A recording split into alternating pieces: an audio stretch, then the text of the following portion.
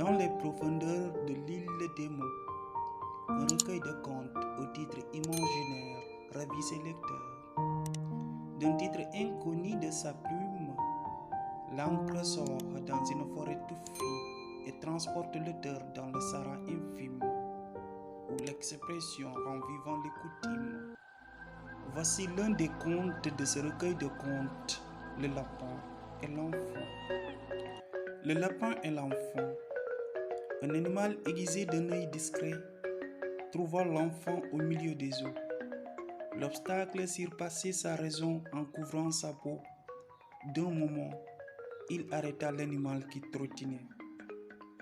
Devant lui, le lapin s'est tenu immobile, car ayant embrassé une immense pitié d'un enfant seul au milieu de la forêt, entouré d'eau qui demeure l'obstacle. Son appel à l'animal fit courtois.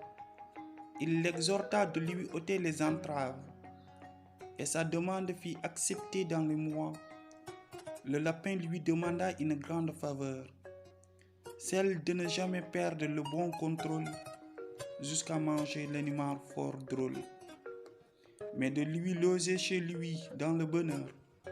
L'enfant comprit le raisonnement parfait du pauvre lapin d'un cœur bien fait. Ainsi l'aide fut faite subitement, et il se retrouve dans un joli compartiment où l'enfant met son ami dans la joie, et la promesse s'est tenue dans le respect. Mais n'allez pas plus loin, une chose est survenue. L'envie pousse l'homme à violer la loi. L'enfant voit le ventre du lapin gonfler à cause de la pitance qu'il nourrit et décide d'assassiner le pauvre animal. Sa mère lui interdit cette idée cruelle, mais celui-ci têtu réagit à sa manière. Enfin, il tua le lapin et le mangea tout seul. Son ventre poussa un grondement de tonnerre. Ensuite l'envoie dans la brousse pressée. Là où il veut vider son gros ventre, le lapin l'exhorte d'aller plus loin. Il suit sa voie et s'éloigne de son foyer, jusqu'au milieu de nulle part.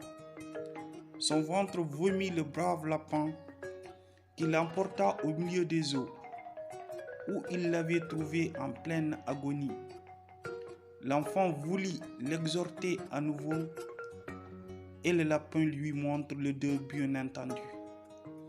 Il lui laissa et continua son chemin. Depuis lors, un lapin fuit toujours les gamins.